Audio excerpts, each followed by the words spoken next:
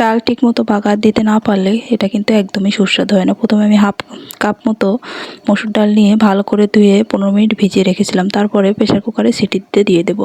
এখানে হাফ কাপের জন্য 2 কাপ জল দিয়ে দিয়েছি। এরপরে 3টা কাঁচামরিচ, কয়েক কলি রসুন, 1 চা চামচ লবণ, হাফ চা চামচ হলুদ দিয়ে গ্যাসের ফ্লেমটা অন করে এটা 3টা সিটি দিয়ে নেব।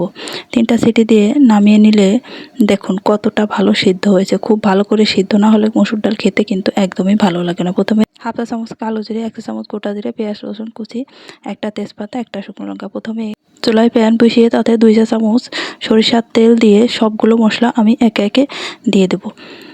তারপরে ভালোভাবে নেড়েচেড়ে এটা কালার পরিবর্তন হয়ে আসা পর্যন্ত অপেক্ষা করব। কালার পরিবর্তন হয়ে আসলেই আমি ডালটা দিয়ে দেবো। মশলাটাকে কিন্তু কখনোই পুড়িয়ে ফেলা যাবে না, তাহলে ডালের টেস্টটা নষ্ট হয়ে যাবে। তারপরে আমাদের প্রয়োজন মতো যেটুকু জল প্রয়োজন সেটুকু জল দিয়ে দেব। তারপরে নাড়িয়ে চাড়িয়ে নিয়ে 5 মিনিট এটাকে ফুটিয়ে নেব। 5 মিনিট ফুটিয়ে নিলেই রেডি হয়ে যাবে এই সুস্বাদু মসুর ডাল। ভিডিওটা ভালো লাগলে ইউটিউব থেকে দেখলে সাবস্ক্রাইব এবং ফেসবুক থেকে দেখলে ফলো করার অনুরোধ রইল। এরপরে আমরা সার্ভ করে নেব। এই তো রেডি হয়ে গেল দারুণ স্বাদের মসুর ডাল। ভিডিওটা শেষ পর্যন্ত দেখার জন্য অসংখ্য ধন্যবাদ।